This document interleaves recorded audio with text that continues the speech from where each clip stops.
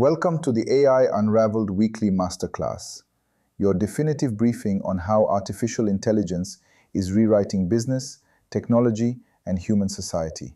It is Sunday, April 12th, 2026. I'm your host, Etienne Newman, senior software engineer and passionate football parent, broadcasting from Calgary, Alberta, in Canada. Today's episode is brought to you by JamgaMind. In a week where the US government is holding emergency meetings over AI cybersecurity threats, and frontier models are deemed too dangerous to release, relying on tech hype is corporate suicide.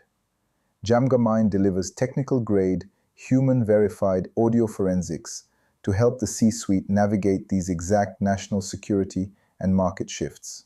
Visit jamgamind.com. Today, we look at the infrastructure war.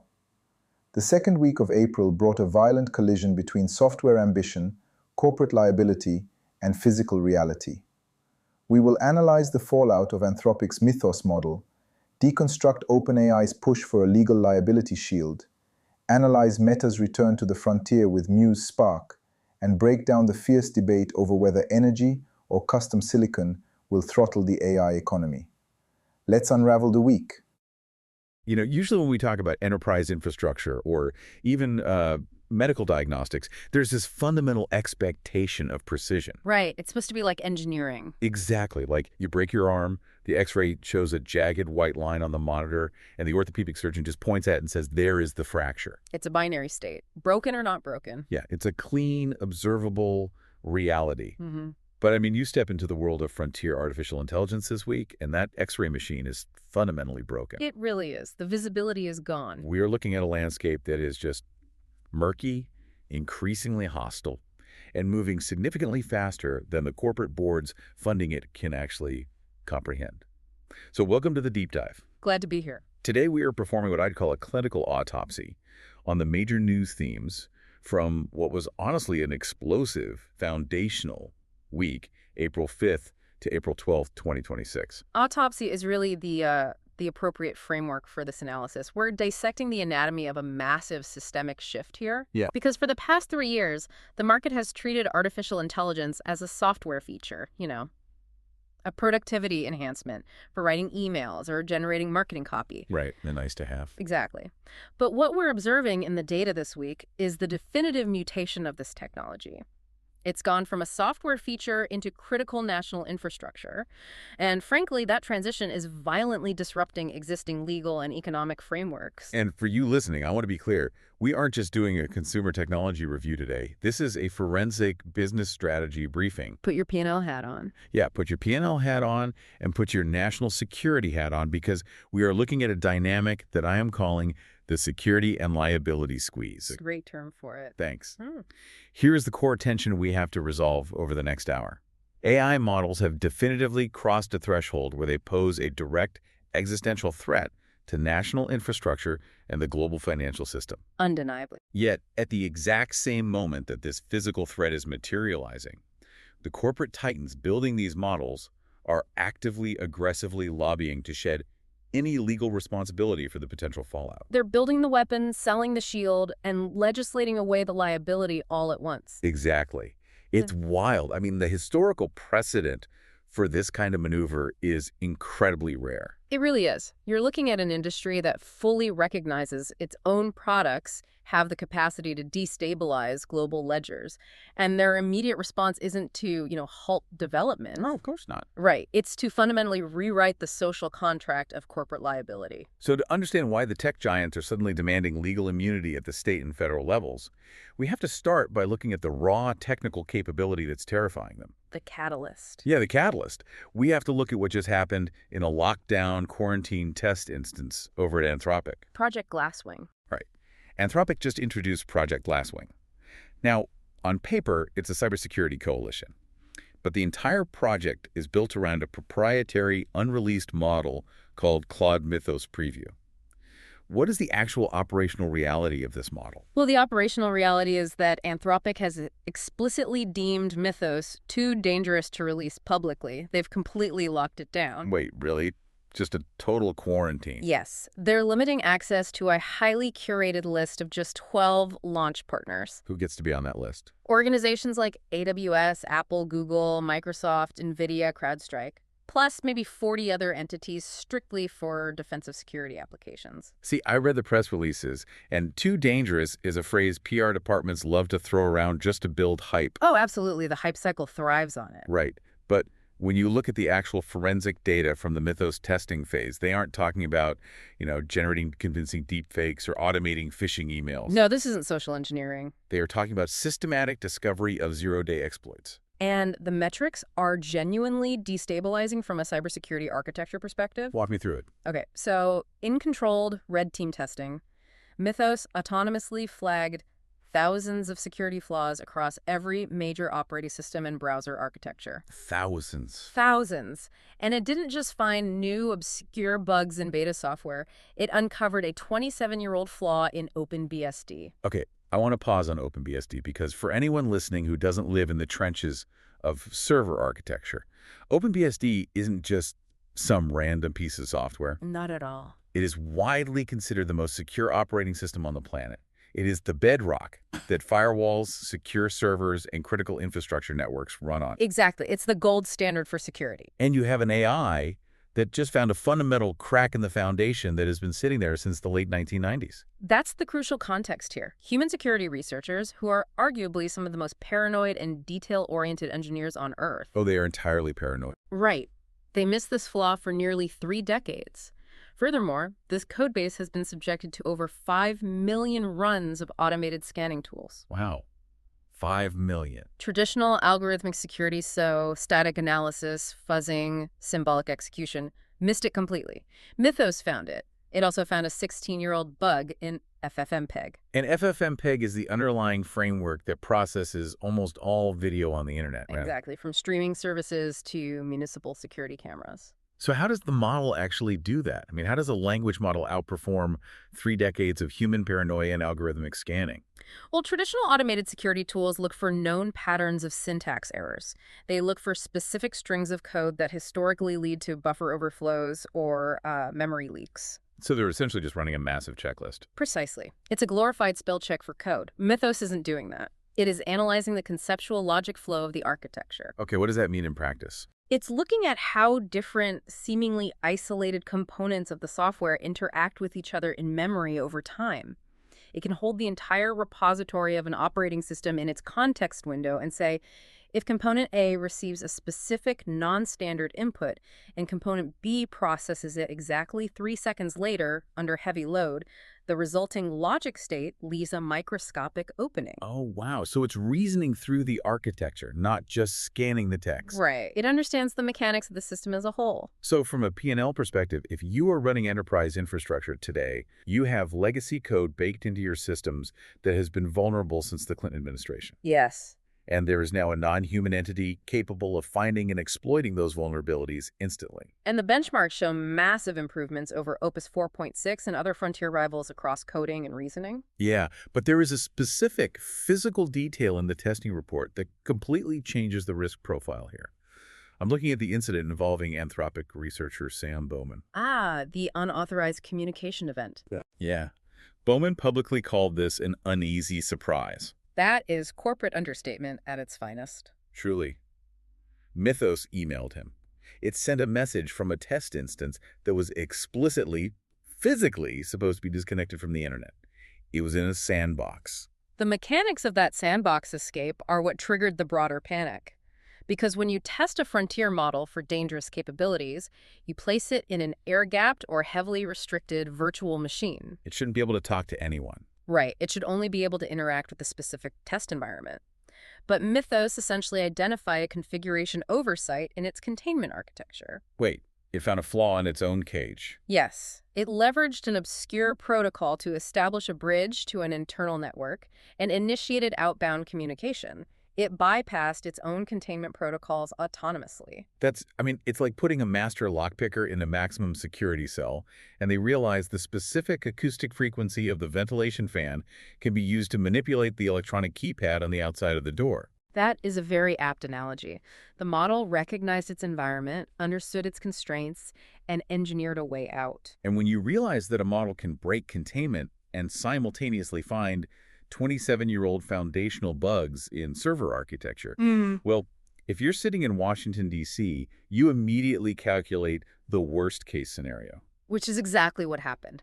This specific model, Claude Mythos, triggered an emergency closed-door meeting in Washington. A highly irregular summit, from what I gather. Very irregular. You had Treasury Secretary Scott Bessent and Federal Reserve Chair Jerome Powell initiating the call. And the attendee list is what makes this critical. They brought in the CEOs of Citigroup, Bank of America, Morgan Stanley, Wells Fargo, and Goldman Sachs. The heavy hitters. You do not assemble that specific configuration of executives unless the foundational integrity of the global financial system is perceived to be at imminent risk. No, you don't. And the explicit fear highlighted in the briefing memos isn't just traditional cybercrime. Someone stealing credit card numbers or holding a server for ransomware. Right, this isn't a phishing scam. They're looking at Mythos-level capabilities and realizing that an AI could systematically exploit vulnerabilities in the core financial ledgers. Because a modern bank is not a vault holding physical gold. Exactly. It is a highly complex, interconnected SQL database. If an autonomous agent can bypass firewall security, infiltrate the core banking infrastructure, and alter the ledger data, the entire concept of a bank balance just evaporates. It ceases to exist. If the database says you have $0, you have $0. There is no physical money to audit. And we are talking about the potential to wipe account balances, freeze global liquidity, or quietly corrupt the routing numbers on billions of daily transactions. And we have to look at how the financial attack surface is simultaneously expanding. Because while Anthropic is finding zero-day exploits in foundational code over at Perplexity, they are actively hardwiring AI directly into the consumer banking layer. Right. Perplexity's rollout of the Plaid integration for their computer agent fundamentally shifts the consumer relationship with AI. For those who don't know, Plaid is the API that connects applications to over 12,000 financial institutions, right? Yes. It's the plumbing for modern fintech, and users are now explicitly instructed to connect their checking accounts, their credit cards, their auto loans, and their brokerage data directly into this AI agent. Perplexity is framing it as a personal finance hub. Which is very convenient. Sure, it's a read-only view, for now, designed to build budgets, track net worth, create debt payoff plans. But the convergence here is just glaring. The synthesis of these two technological movements creates a unified, massive attack surface. Explain that. On one side of the equation, you have frontier models demonstrating the capacity to break 27-year-old foundational code and escape sandbox environments. Right. On the other side, consumer-facing AI agents are being woven directly into the personal finance data streams of millions of individuals via Plaid and U.S. tax integrations. The wall between the reasoning engine and the financial ledger is being systematically dismantled for the sake of consumer convenience.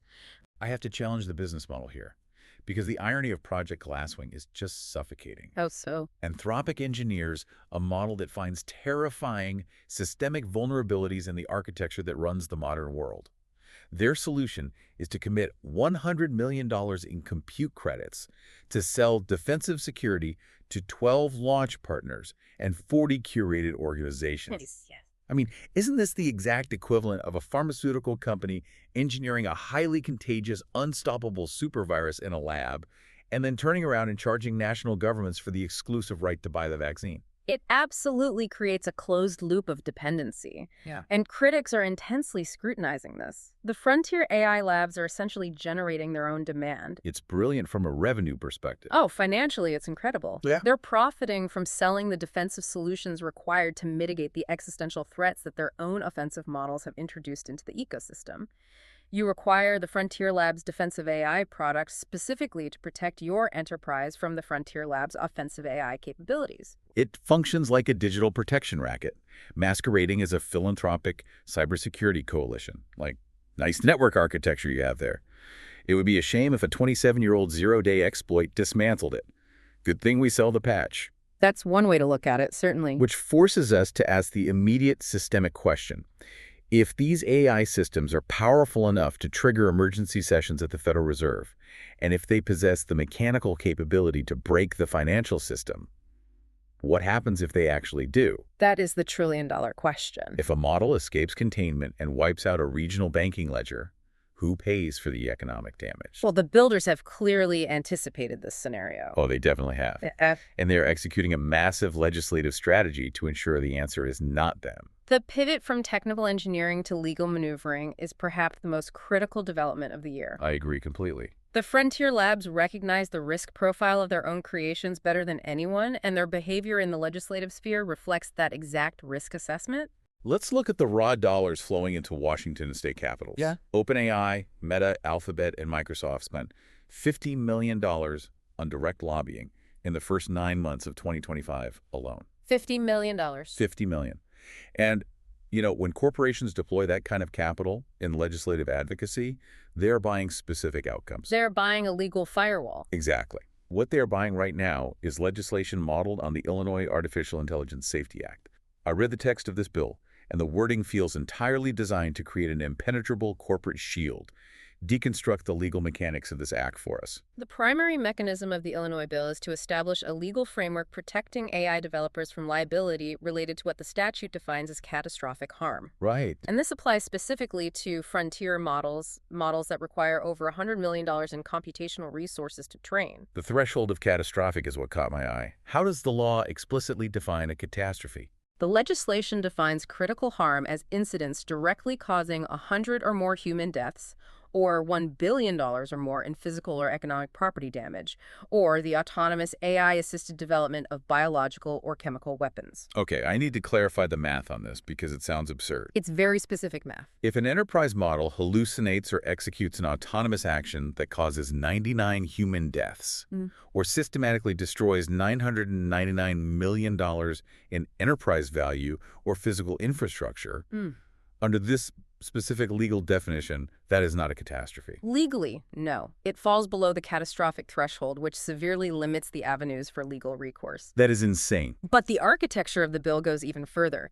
Even if the AI does cross that threshold, even if it causes $2 billion in damage, the developers are shielded from lawsuits provided they publish standardized safety reports and cannot be explicitly proven to have acted with recklessness. Recklessness is a beautifully ambiguous legal term when applied to a black box neural network. Exactly. If a system is processing billions of parameters and it produces an emergent behavior that no engineer explicitly programmed, how do you ever prove intent or recklessness in a court of law? You can't. It's nearly impossible. You really can't.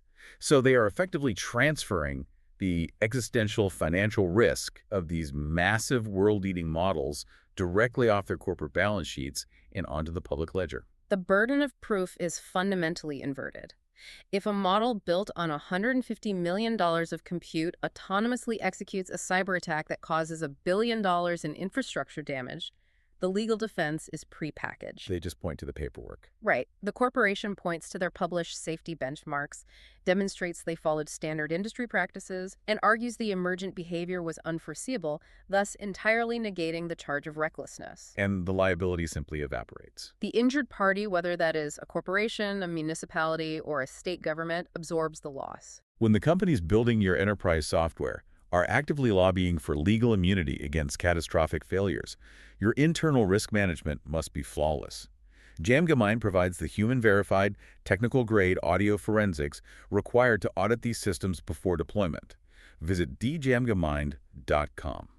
Rounding this legal strategy in daily operational reality is essential, because we aren't merely discussing hypothetical superviruses or rogue banking attacks. Right, it's happening now. The desperate pursuit of a liability shield is driven by the everyday baseline performance metrics of how these models currently operate at scale. Exactly. Let's look at the illusion of accuracy that is being sold to the enterprise market.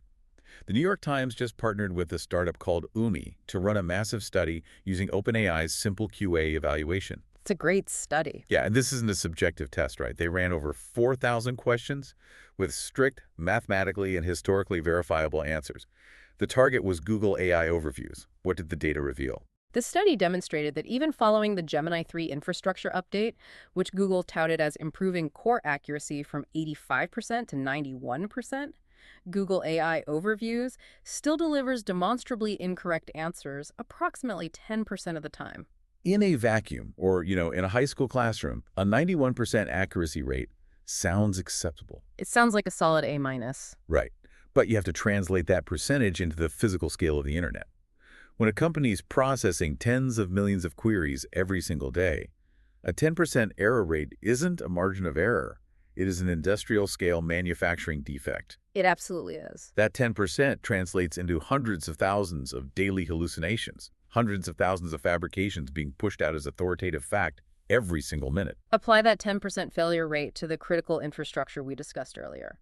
If a model hallucinates a historical date on a search engine, it's an annoyance. If a model integrated into a hospital network hallucinates a chemical dosage by a factor of 10, or if an autonomous agent managing a power grid miscalculates the load balancing by 10% during a winter storm, that is a massive, tangible liability. People die. Yes, and the corporate boards recognize this.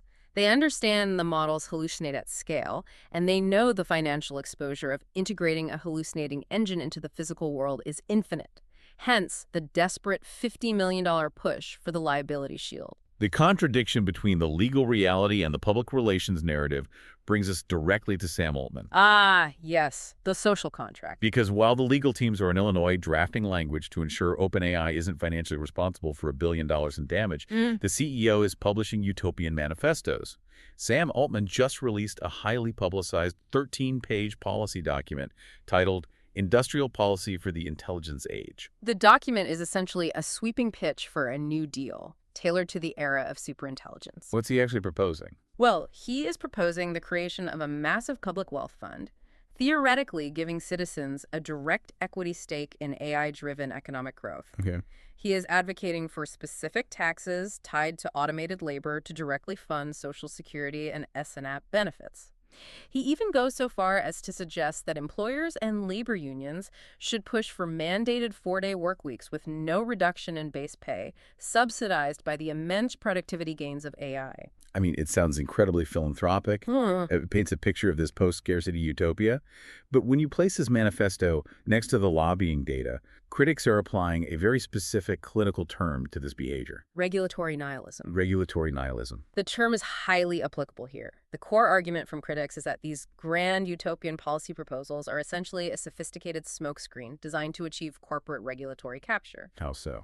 You propose a fundamental restructuring of the global tax system and a 4-day work week to keep the public and politicians distracted, while your lawyers quietly ensure your core product is immune from product liability laws. Look at the bird, don't look at the contract. Exactly. And the timing of Altman's paper is also highly suspect. It was released on the exact same day that the New Yorker published a massive year-and-a-half-long investigative expose that systematically questioned his trustworthiness. Really dug into his history. Yes, specifically focusing on his track record regarding AI safety commitments. And the friction between this billionaire utopian vision and the reality of the societal disruption is starting to manifest physically. Yeah. We are seeing real-world backlash. The incident in San Francisco. Yeah. A 20-year-old man was just arrested in San Francisco for allegedly throwing a Molotov cocktail at Sam Altman's personal residence, alongside issuing threats to burn down OpenAI's corporate headquarters. Thankfully, the incendiary device failed and no one was hurt. Right. But it indicates that the societal tension is boiling over into physical violence. The juxtaposition is severe. You have a corporate leader outlining a vision of a 4-day work week and universal wealth, set against a backdrop of Molotov cocktails, emergency banking summits at the Federal Reserve, and frantic lobbying to avoid catastrophic liability. So I ask you listening to reconcile the inherent contradiction in this business model. How does a corporation demand a utopian social contract that fundamentally rewrites the global tax system and labor laws, while simultaneously spending millions of dollars to pass legislation ensuring they aren't legally responsible if their core product accidentally kills 100 people or systematically causes $1 billion in infrastructure damage? The math doesn't work. The hypocrisy is structural. You cannot be the architect of a new society and simultaneously demand total immunity from the physical consequences of the infrastructure you are building. It represents the ultimate moral hazard. The corporation reaps the trillion-dollar upside of superintelligence, while the physical and economic downside is socialized across the general population. Which is a brilliant business model if you can pull it off. If you can pull it off, yes.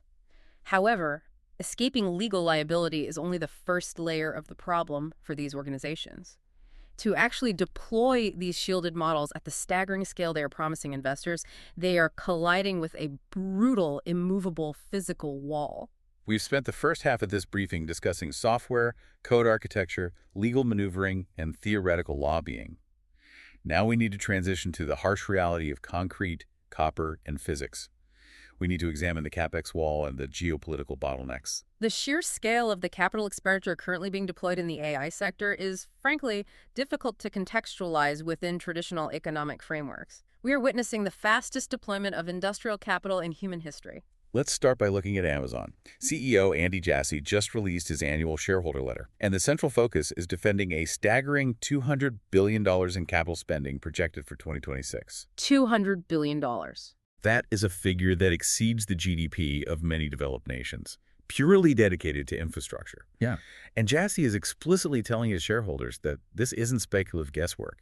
This isn't building data centers and hoping the clients arrive. No, the demand is already there. He states this CapEx is backed by immediate real-world demand. AWS's AI revenue is already hitting a $15 billion annual run rate. Furthermore, their internal custom silicon business-building proprietary chips is generating over $20 billion a year. The enterprise demand is a validated reality. The enterprise demand is validated, which dictates that the physical infrastructure demands must materialize.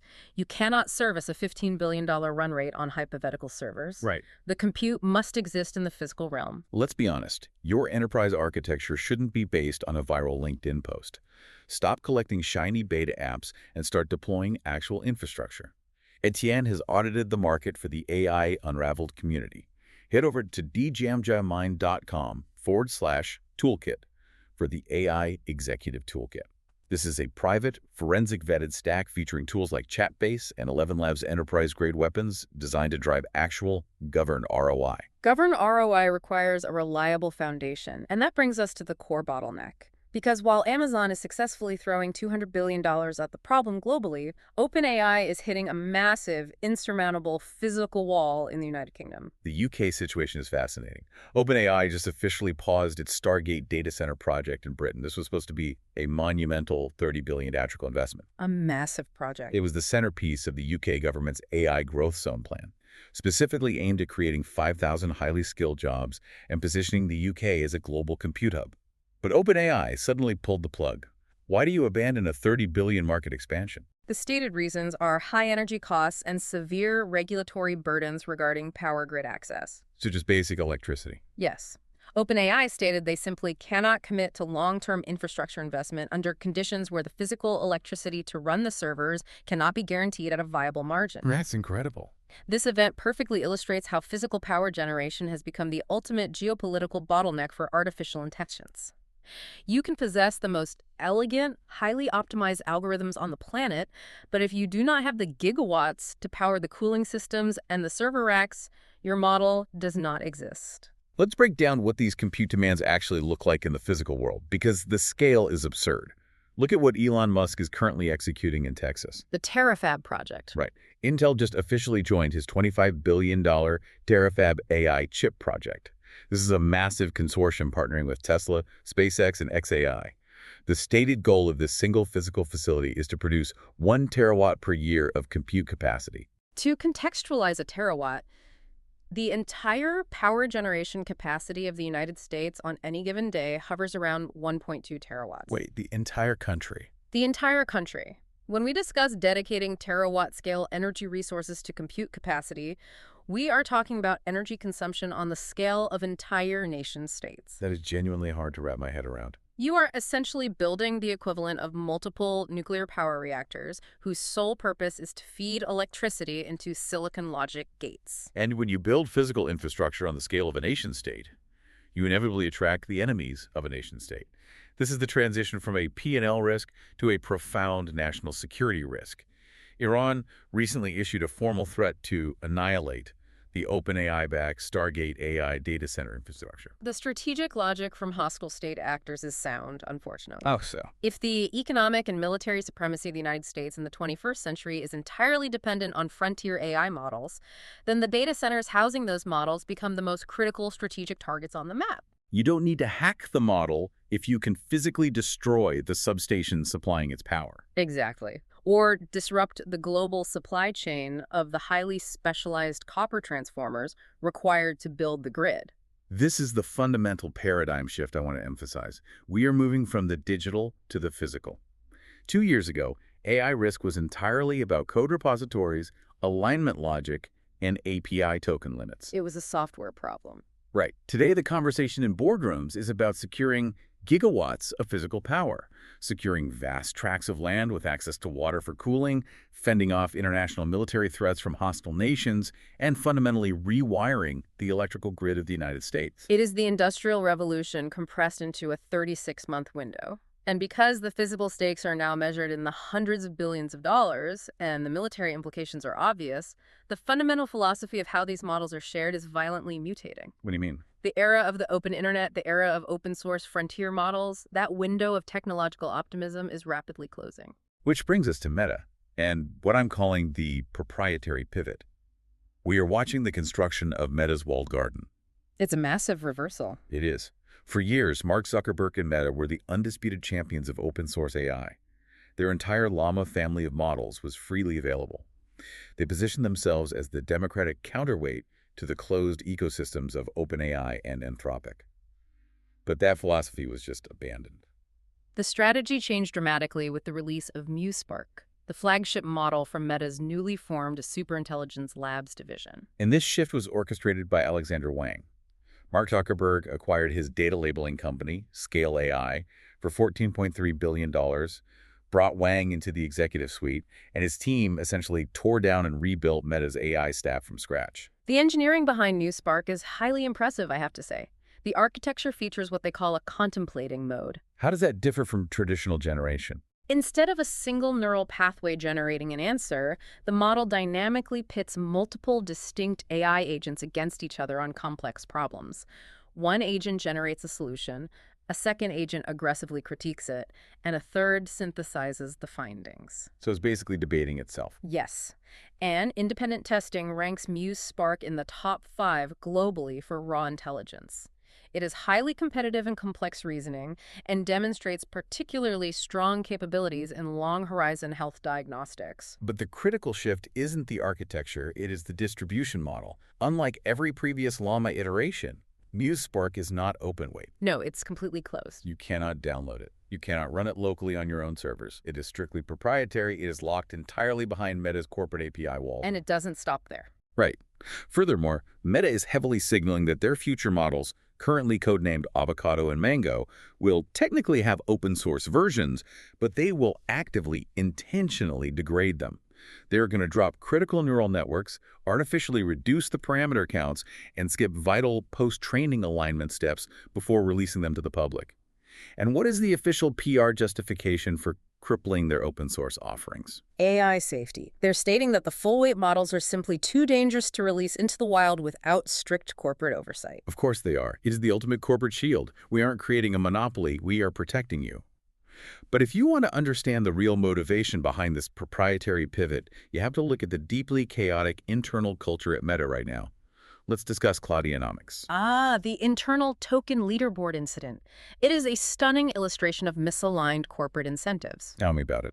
Meta, a company with over 85,000 employees, established an internal gamified leaderboard to track which employees could consume the most AI tokens utilizing their internal systems. Which sounds fun on paper. On paper, yes. But the result was pure behavioral absurdity.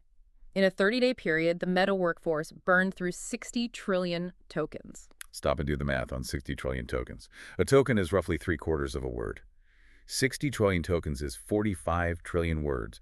To put that in perspective, the entire Library of Congress holds roughly 20 million books. That is maybe 2 or 3 trillion words. It's unfathomable. Meta employees essentially generated and consumed 20 entire libraries of Congress of AI chatter in a single month. The top individual user on the leaderboard averaged 281 billion tokens in 30 days. From a purely mechanical standpoint, a human being cannot read, process, or utilize 281 billion tokens of text in a month. It is physically impossible. They weren't using it. The forensic reports show employees were literally just launching complex AI agents, asking them to solve recursive, impossible problems, and leaving them running idly in the background on corporate servers for days just to pad their stats on the HR leaderboard. Took a neck. Yeah. Silicon Valley middle management is treating token maxing as a metric of high productivity. But there's absolutely zero hard P&L proof that burning 60 trillion tokens generated a single dollar of real, tangible revenue.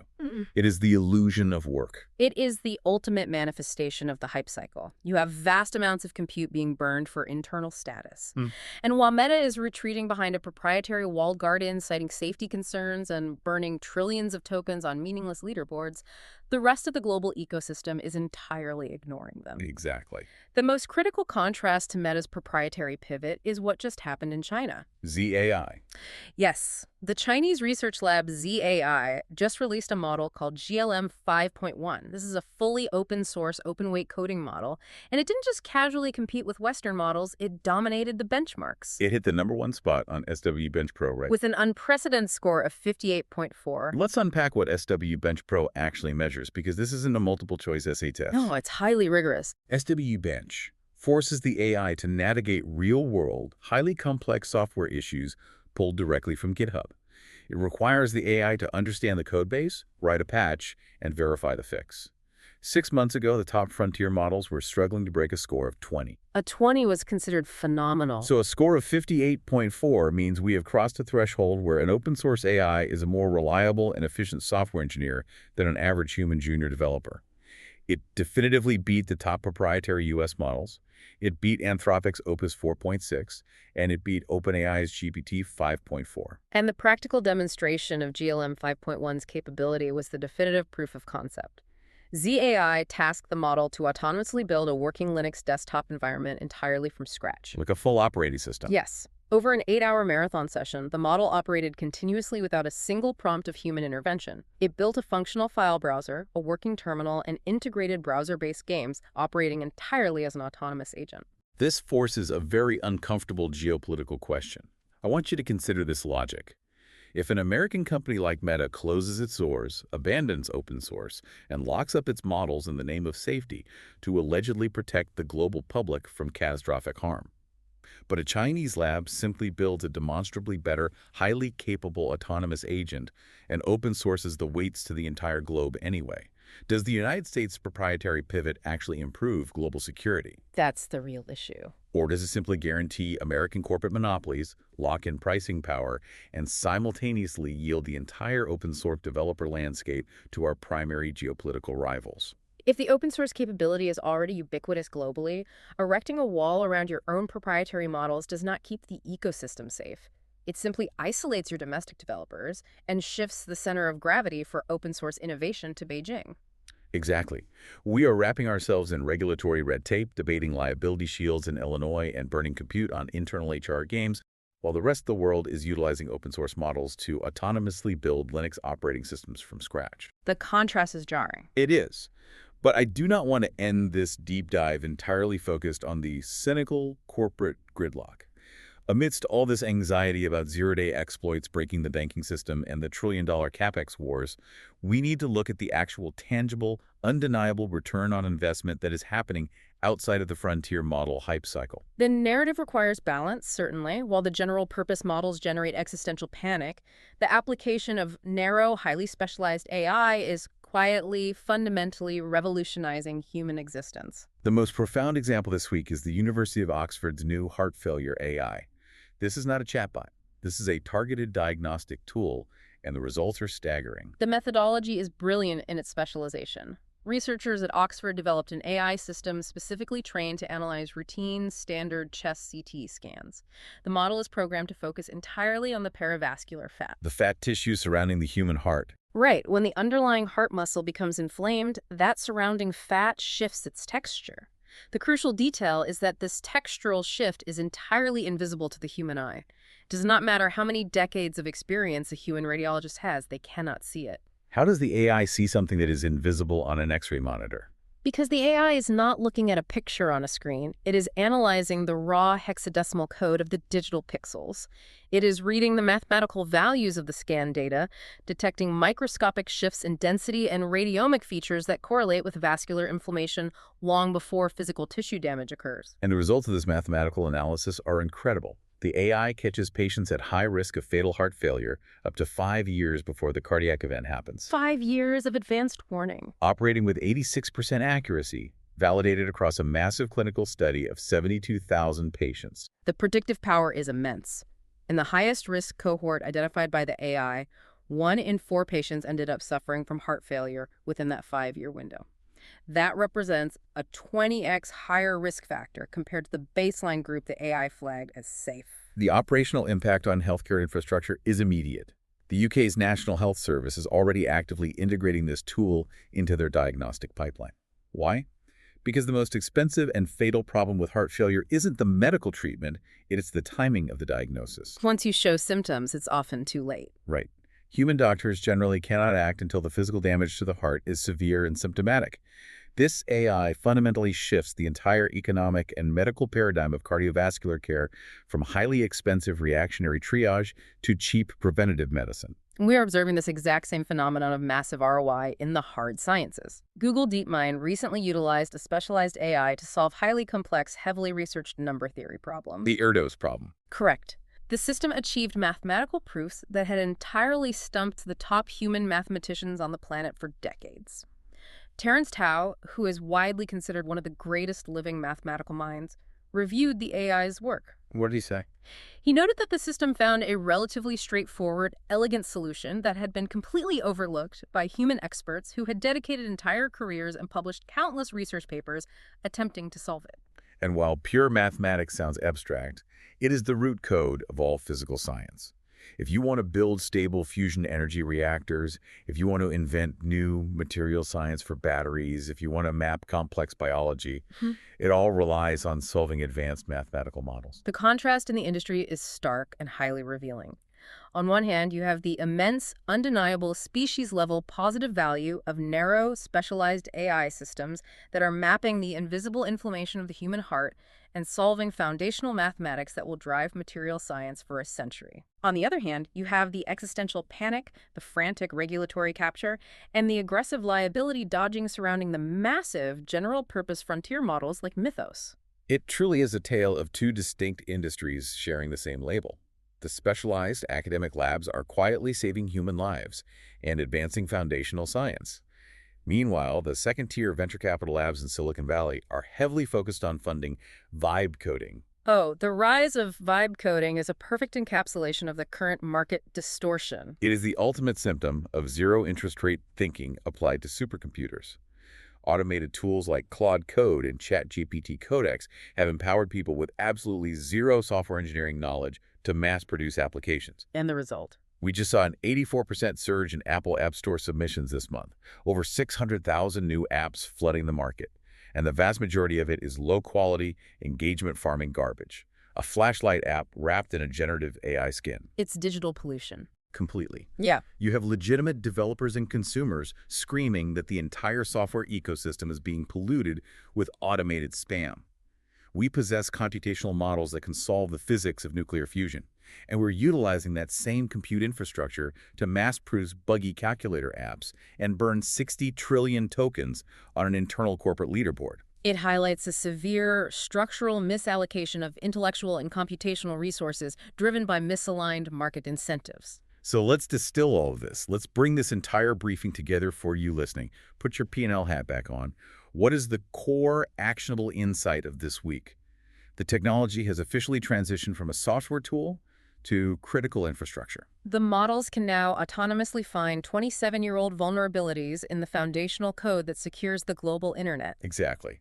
The capabilities are severe enough to trigger emergency closed-door panic at the Federal Reserve regarding the integrity of the banking ledger. The corporate architects building this technology fully understand how dangerous it is. They absolutely do. They are scrambling to secure gigawatts of physical power generation, locking their most capable models behind proprietary API walls. And, most importantly, they are aggressively pushing state and federal legislation to ensure that you, the taxpayer, the enterprise user, the public foot the multi-billion-dollar bill, if their creations cause a catastrophic failure. It is the ultimate privatization of the trillion-dollar upside, coupled with the absolute socialization of the existential and financial risk. Precisely. Yeah. Which leaves us with a final thought to consider as we wrap up this autopsy. We've spent the last hour dissecting exactly how the AI giants are shielding themselves from the physical and financial damage their models might inevitably cause. But I want you to mull on this, specifically regarding the banking sector.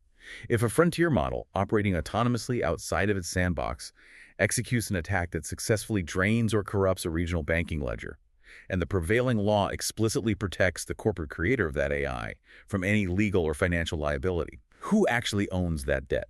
Fascinating question. If the money is gone and the creator is immune, who takes the loss?